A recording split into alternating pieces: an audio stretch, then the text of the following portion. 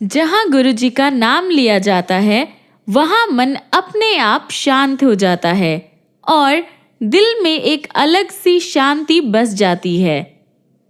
आज का सत्संग भी इसी शांति का एक सुंदर सा पल है, जहाँ हम गुरुजी के पवित्र वचन सुनेंगे, उनकी कृपा को महसूस करेंगे और उनसे जुड़े हुए चमत्कार सुनेंगे।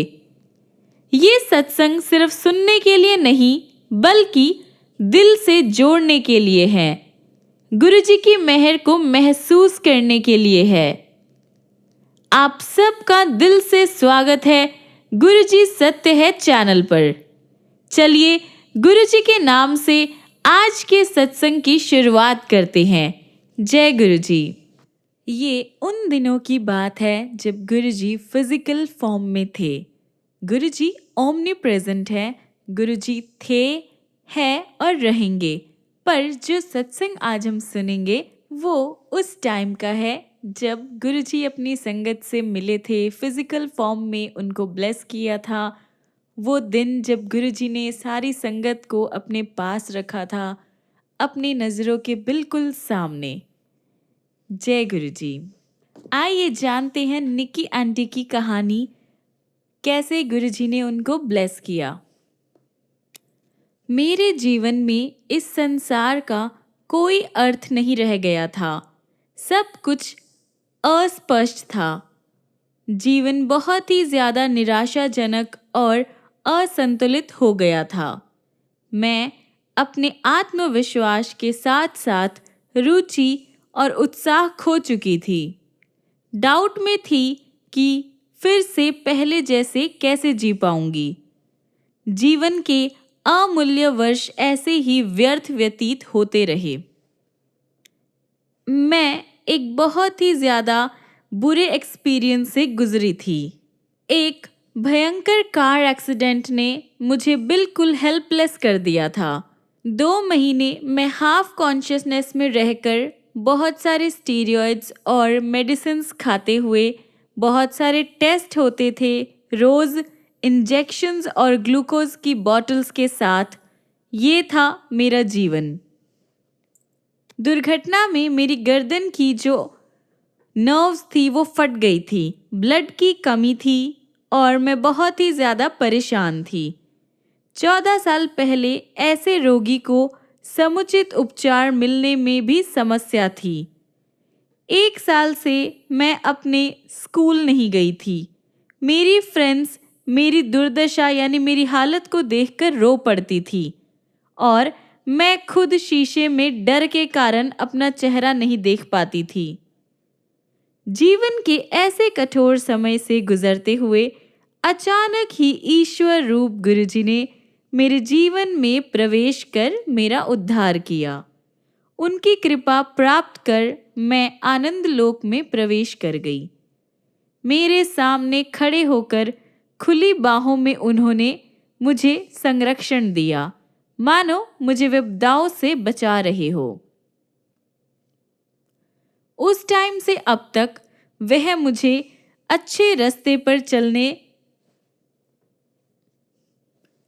की शिक्षा दे रहे हैं। गुरुजी ने फिर से मुझे इस संसार का आभास करवाया है और थोड़े ही टाइम में मुझे ठीक कर दिया।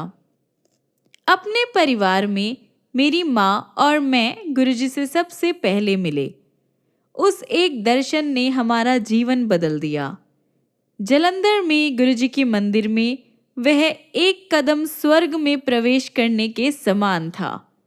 हमारे पहले दर्शन में गुरुजी ने आभास करा दिया कि वह स्वयं परमात्मा है। गुरुजी ने हमारे जीवन के भूत वर्तमान के सारे पेजेस खोलकर हमारे सामने रख दिए, जिनका बोध केवल स्वयं को होता है। हमें आभास हुआ कि वह इस पृथ्वी पर हम सबको आशीर्वाद देने आए हैं। जैसे जैसे दिन बीतते गए, गुरुजी हम पर दया करते रहे। उनके आदेश पर मैंने अपनी मेडिसिन्स का पिटारा छिपा दिया, डॉक्टर्स के पास जाना बंद कर दिया, कोई सर्जरी नहीं करवाई और हाँ, मैं पहले जैसे ही फिजिकल और मेंटल रूप से ठीक हो गई। डॉक्टर्स ने ठीक होने के लिए 4-5 साल का टाइम बताया था, लेकिन गुरुजी की कृपा से ये 2 महीने में ही पॉसिबल हो गया।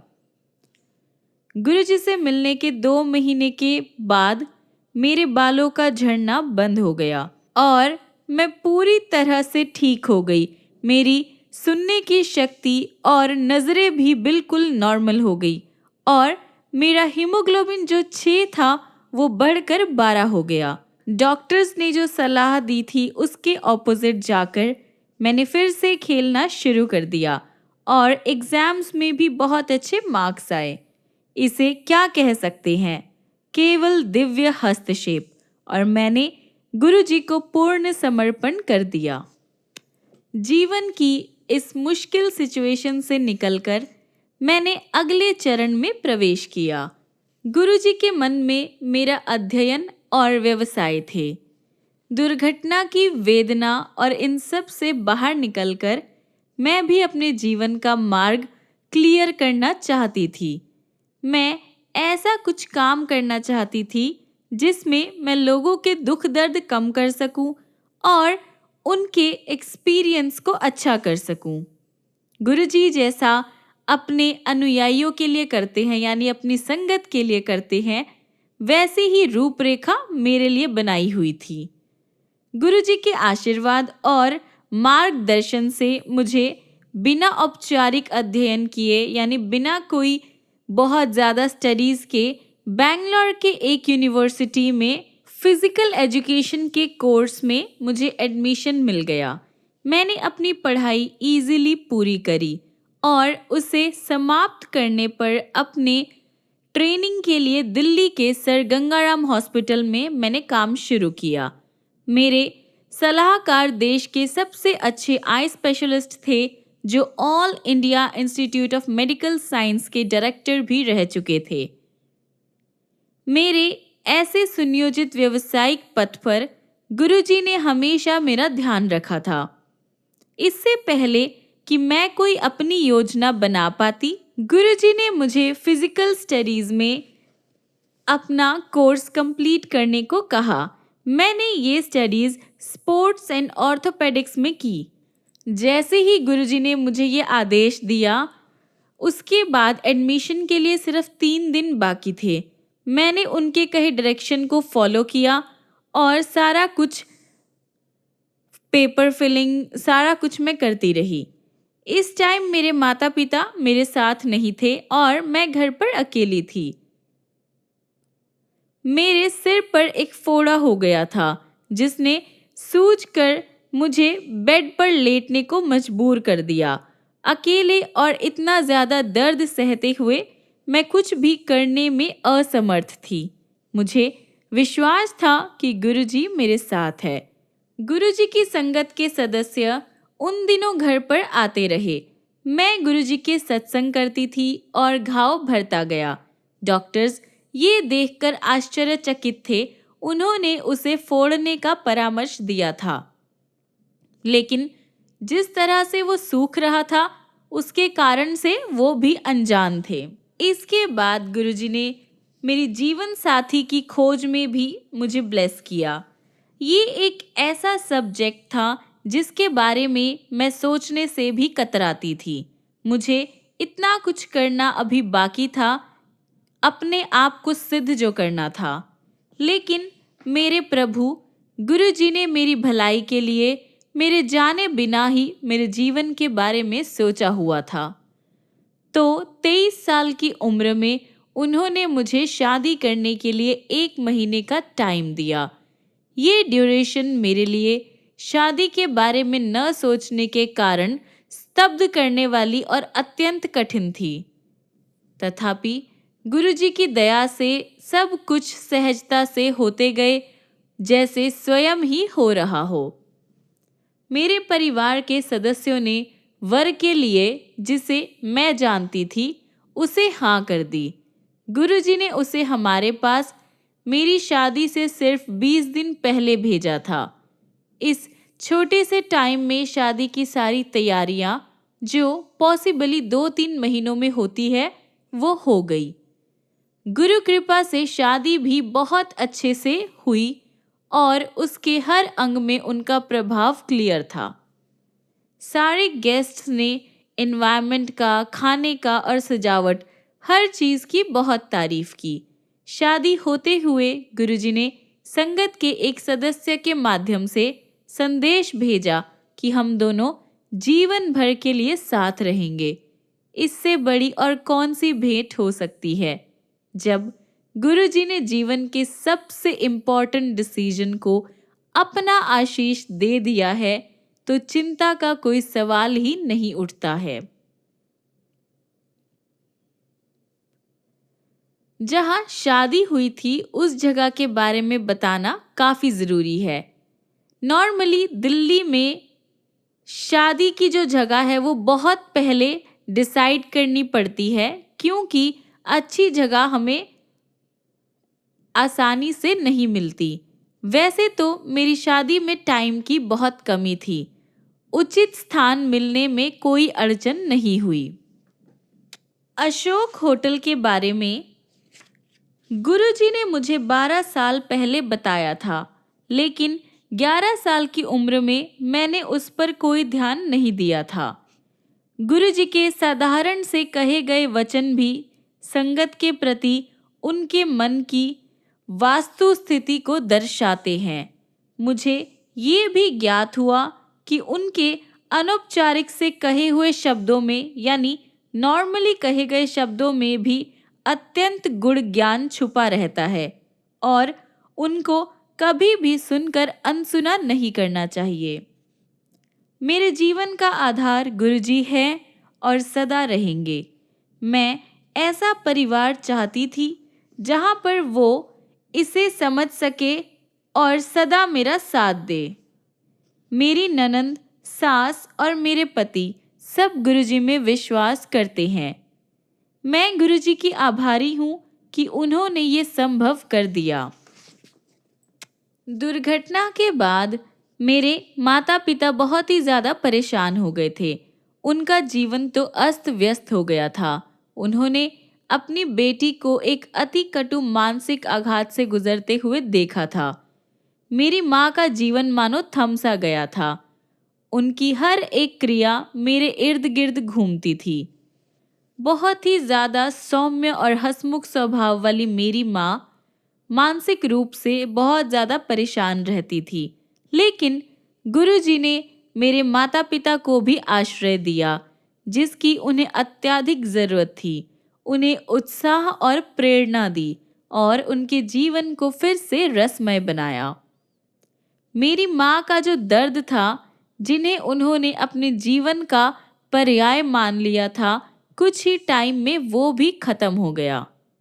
मेरे पिता एक सेना अधिकारी होते हुए पंजाब या कश्मीर में अक्सर गंभीर प्रॉब्लम्स में उलझते रहते थे। देश की सेवा में लगे हुए प्रायः वह देश के दुश्मनों का सामना करते रहते थे और उनके जीवन को हमेशा मृत्यु का डर रहता था। मेरी माँ को सदा चिंता रहती थी, पर गुरुजी कहते थे कि चिंता की कोई ज़रूरत नहीं है। उनके दर्शन, ड्रीम अथवा सुगंध के माध्यम से उनके साथ होने की अनुभूति सदा रहती थी। माँ को आश्वासन देते हुए या पिता का संरक्षण करते हुए। मेरे छोटे भाई की सेना में जाने की हार्दिक अभिलाषा थी। गुरुजी ने इस विचार का प्रेम और अभिमान से स्वागत किया। उसके लिए फिजिकल टेस्ट की सीढ़ी पार करना इजी नहीं था। वह 2 बार असफल रहा था। डॉक्टर्स के अकॉर्डिंग वो कलर ब्लाइंड था, जिसका कोई भी ट्रीटमेंट नहीं है। गुरुजी ने हौसला दिया था कि इस बार वो सफल रहेगा और तीसरी बार वास्तव में उसमें इस रोग के कोई साइन नहीं मिले। हम गुरुजी के दर्शन के लिए बीकानेर से दिल्ली आए थे। हमें रात 9 बजे की गाड़ी से बीकानेर लौटना था, जो वहाँ सुबह 8 बजे पहुँचती है। लेकिन गुरुजी के मंदिर से उनके आदेश के बिना जाने का सवाल ही नहीं उठता है। हम गुरुजी के सामने बैठे हुए थे। उन्हें पता था कि हमारे लिए क्या उचित है। टाइम गुजरता जा रहा था। अंत में उन्होंने हमें 10 बजे जाने की आज्ञा देकर 11 बजे की ट्रेन से जाने के लिए कहा, जिससे हम कुछ समय बचा सके। इतने प्रबंध के बाद हमारी गाड़ी बीकानेर स्टेशन पर सुबह 8 बजे ही पहुंच गई। इतने समय की बचत के कारण हम बहुत ही खुश थे। अचंभे की बात है कि 8 बजे वाली ट्रेन हमारे पहुंचने के बाद 9 बजे वहां पहुंची। उसे धुंध के कारण देरी हो गई थी। तब हमें पता लगा कि गुरुजी ने हमें क्यों रोका हुआ था। गुरुजी ने मेरे पिता की वृत्ति का भी ध्यान रखा और सदा करते रहेंगे। जब भी मेरे पिता को आवश्यकता होती है, गुरुजी उनके साथ होते हैं। सेना में काम करते हुए उतार चढ़ाव आते रहते हैं और इसमें अक्सर योग्य अधिकारी का नुकसान होता है। मेरे पिता के सेना में रहने के कारण ट्रांसफर और परिवार को स्थायी रखने के लिए समस्या हमेशा से होती रही है। दुर्घटना के बाद मेरे पिता के पहले दर्शन पर गुरुजी ने मेरे पिता के मन में दुर्घटना के अवसर पर गुजरती हुई हर एक बात बता दी। उन्होंने बताया कि मेरे पिता ने उस टाइम दुर्घटना को रोकने का कितना ज़्यादा प्रयास किया था। ये केवल मेरे पिता को पता था। गुरुजी हमारे प्रभु को इसका ज्ञान होना ही था। वैसे तो वह उस टाइम वहाँ नहीं थे और हम उन्हें जानते तक नहीं थे। मेरे पिता कई सालों से पीठ दर्द से परेशान थे। उन्हें बैठने या उठने में मुश्किल होती थी। क्योंकि हम गुरुजी के पास और गंभीर समस्या लेकर गए थे, तो ये छोटी मोटी बातें हमने उनसे नहीं कही थी। लेकिन ईश्वर को सबका ज्ञान होता है। अतः एक दिन उन्होंने मेरे फादर को बुलाया और कहा कि चलिए आपके स्पॉन्डिलोसिस का उपचार करते हैं। रसोई से एक चम्मच को उन्होंने मेरे पिता के बैक के दोनों ओर ऊपर से नीचे तक ले गए और उनका पीठ थपथपाकर बोले कि इलाज हो गया। उस दिन से मेरे पिता को वो प्रॉब्लम फिर कभी नहीं हुई। जब मेरे पिता 1994 से 95 में कर्नल थे, पूरे प्रेम सहित गुरुजी ने उनको कहा कि उन्होंने उन्हें मेजर जनरल बना दिया है। सेना में प्रमोशन के लिए हायर कमांड या लॉन्ग डिफेंस मैनेजमेंट में से एक कोर्स करना जरूरी है। अति उत्तम अधिकारी होते हुए भी मेरे पिता का इन दोनों में से किसी में भी चयन नहीं हुआ। उस टाइम वह लेह में एक ब्रिगेड के हाई कमांडर थे। उनकी ब्रिगेड को आतंकवादी समस्या से जूझने के लिए कश्मीर भेजा गया। गुरुजी की दया से वहां पर उनकी सेवा इतनी ज़्यादा प्रेज की गई कि मेजर जनरल तक की प्रमोशन के लिए उनका नाम दे दिया गया। वहां से उनको राष्ट्रीय रक्षा कॉलेज के लिए नामांकित किया गया। हायर कमांड या लॉन्ग डिफेंस मैनेजमेंट कोर्स किए बिना वह अकेले ऐसे ब्रिगेडियर थे। उनकी प्रमोशन भी चमत्कारिक है, क्योंकि आर्टिलरी में केवल 3 ब्रिगेडियर ही मेजर जनरल पद के लिए चुने गए। मेरे पिता जालंधर में थे और उनकी रेजिमेंट को नसीराबाद जाने के आदेश आए। गुरुजी बोले कि परिवार को अगले 6 महीने तक कहीं जाने की जरूरत नहीं है। मनुष्य होने के कारण हमने उनकी अवहेलना की और वहां जाकर स्कूलों में प्रवेश ले लिया। पता लगा कि उन विद्यालयों का वातावरण बहुत ही ज्यादा निराशाजनक था। हमें बिना कुछ प्राप्त किए खाली हाथ ही वापस आना पड़ा। उसके तुरंत बाद पंजाब में बहुत ज़्यादा बारिश हुई, जितनी पॉसिबली पहले कभी नहीं हुई थी। मेरे पिता की रेजिमेंट को वहीं पर 6 महीने और रुकना पड़ा। इसे क्या कहेंगे, अचंभा ही अचंभा। एक रात हम अपनी नई इंडिका गाड़ी में वापस घर आ रहे थे कि अचानक कार के गियर में प्रॉब्लम आ गई और वह तीसरे पर अटक गया। हम में से किसी को भी इस कार के बारे में कुछ नहीं पता था, अतः मेरे पिता ने उसी गियर में गाड़ी चलाई। चलते रहने के लिए 40 किलोमीटर की स्पीड रखना जरूरी था। गुरुजी का नाम लेकर हम चलते रहे। उस 13 किलोमीटर के रास्ते पर अनेकों लाल बत्तियों के होते हुए भी हमें कोई रुकावट नहीं आई।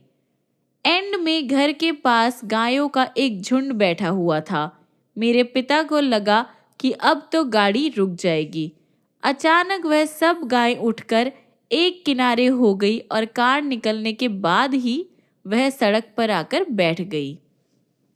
जिस दिन मेरी माँ ने गुरुजी के दर्शन किए, वह उनके लिए सबसे बड़ा दिन रहा है और वह उसे कभी भी नहीं भूल सकती। कार एक्सीडेंट के बाद हमारे हितैषी गुरुजी के पास जाने के लिए कहते थे।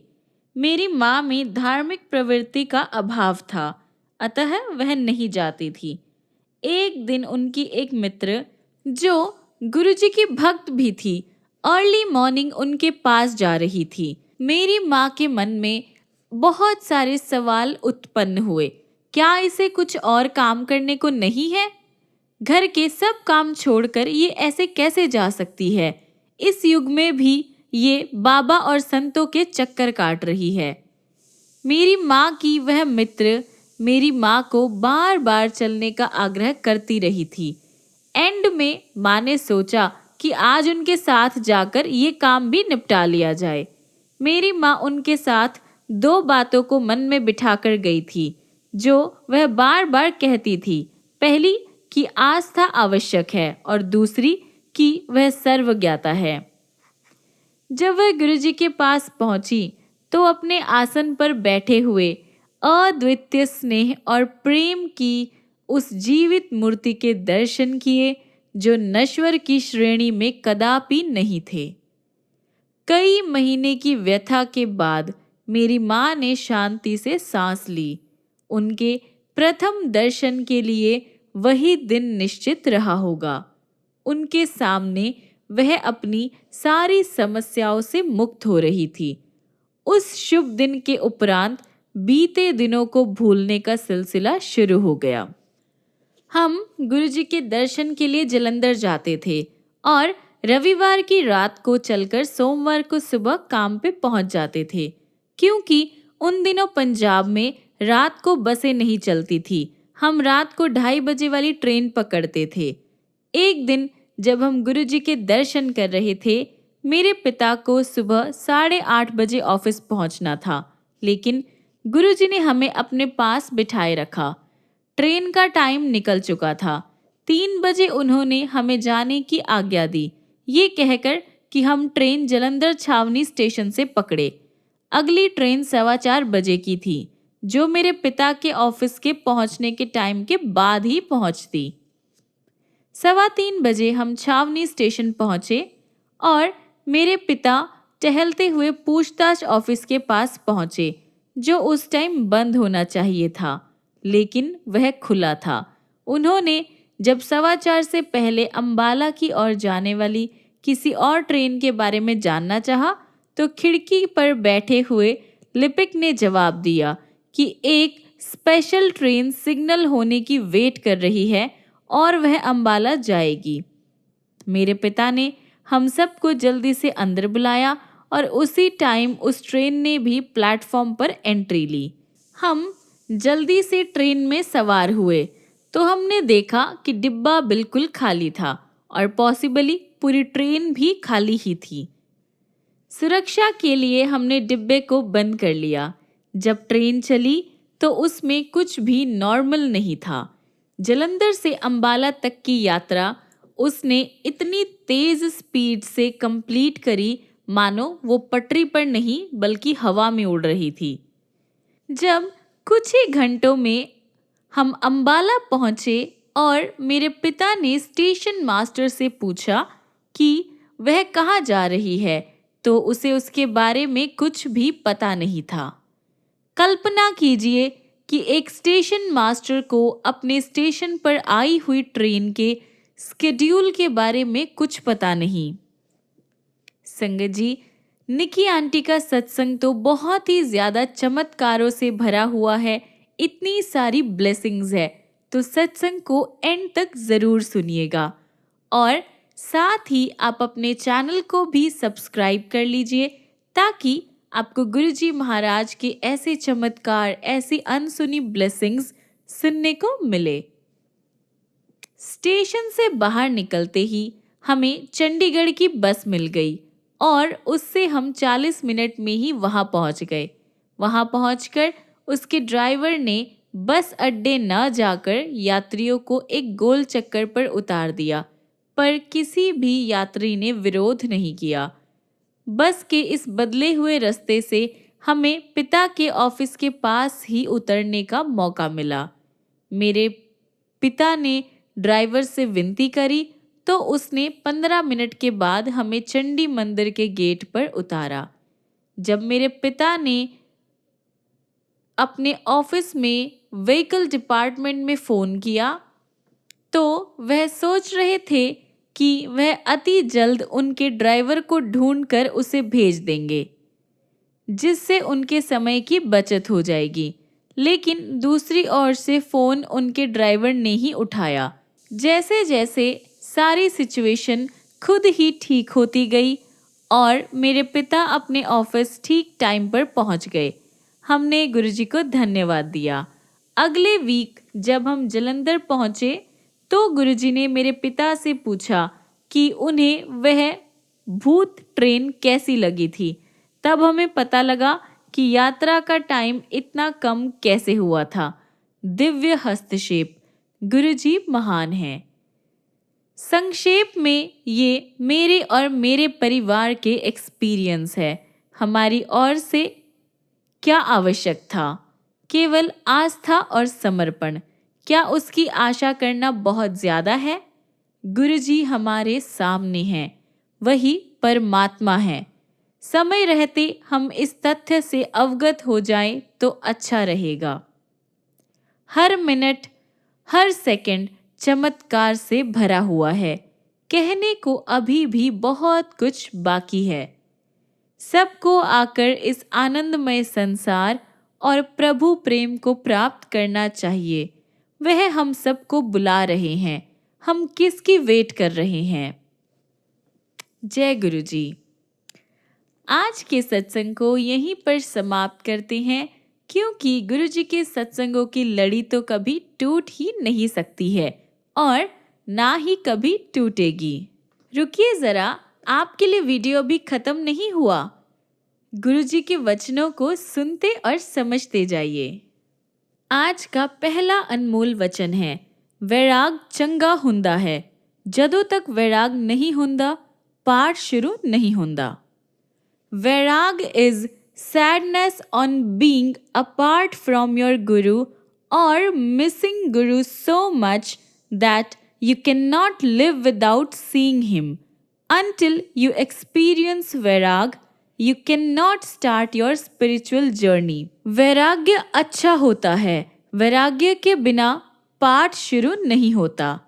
यानी जब तक इंसान के मन में सच्चा वैराग्य नहीं आता, यानी मन पूरी तरह से भगवान में नहीं लगता, तब तक उसका पाठ पूजा सिर्फ रस्म बनकर रह जाता है।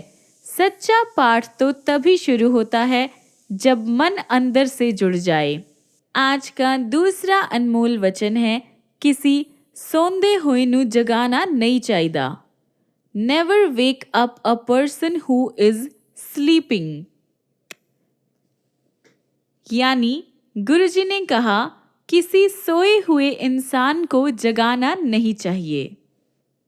तो संगत जी, ये थे गुरुजी के आज के अनमोल वचन। मुझे तो इनसे बहुत कुछ सीखने को मिलता है।